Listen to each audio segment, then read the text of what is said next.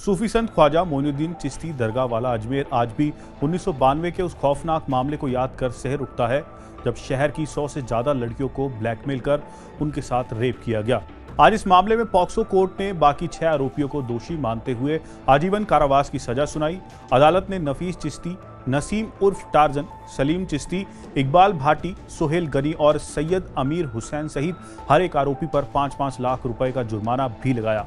एक आरोपी इकबाल भाटी को अदालत में पेश होने के लिए एम्बुलेंस में दिल्ली से अजमेर लाया गया था। इस मामले में कुछ पावरफुल लोग जिनके राजनीतिक संबंध भी थे, उन्होंने लड़कियों को ब्लैकमेल किया और उनका यौन शोषण किया। लड़कियों की अश्लील तस्वीरें खींचकर उन्हें ब्लैकमेल किया जाता था। इनमें से कुछ लोगों का सूफी दरगाह से भी कनेक्शन था। पुलिस के अनुसार इन तस्वीरों को लीक करने की धमकी देकर 100 से ज्यादा लड़कियों का यौन शोषण किया गया। मामले में अजमेर के एक मशहूर प्राइवेट स्कूल में पढ़ने वाली लड़कियों को फार्म हाउस में बुलाया जाता था, जहां उनके साथ दुष्कर्म किया जाता था। पीड़ित लड़कियों की उम्र 11 से 20 साल के बीच थी।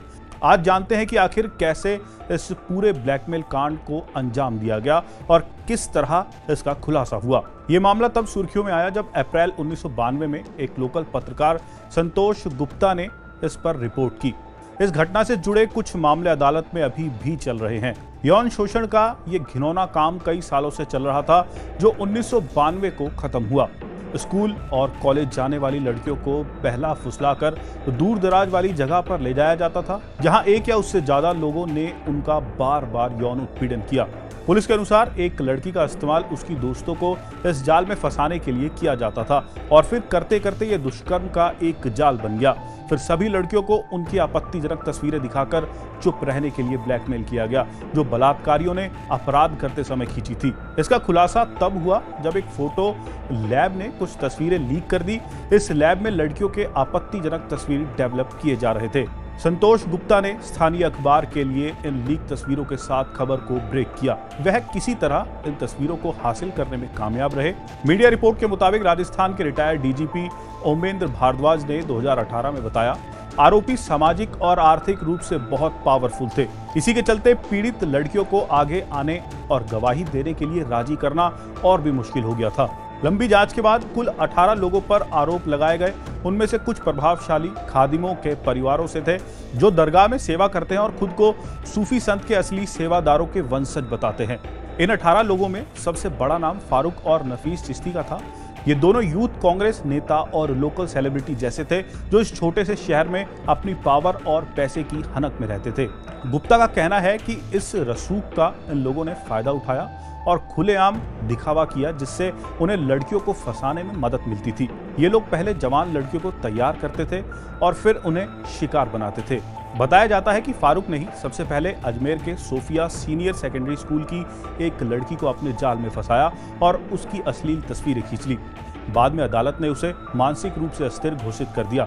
1998 में अजमेर की एक सत्र अदालत ने 8 लोगों को आजीवन कारावास की सजा सुनाई, लेकिन 2001 में राजस्थान हाई कोर्ट ने उनमें से 4 को बरी कर दिया।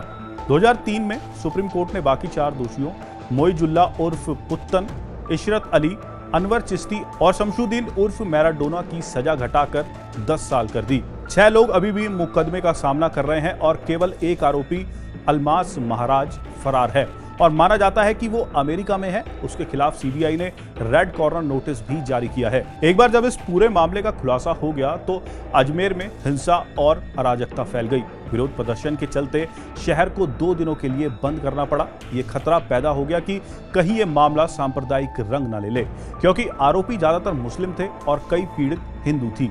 हालांकि जैसे ही मुकदमा शुरू हुआ, ज्यादातर लड़कियां अपने बयान से मुकर गई, जबकि पुलिस को शक था कि 50 से 100 पीड़ित लड़कियां थीं।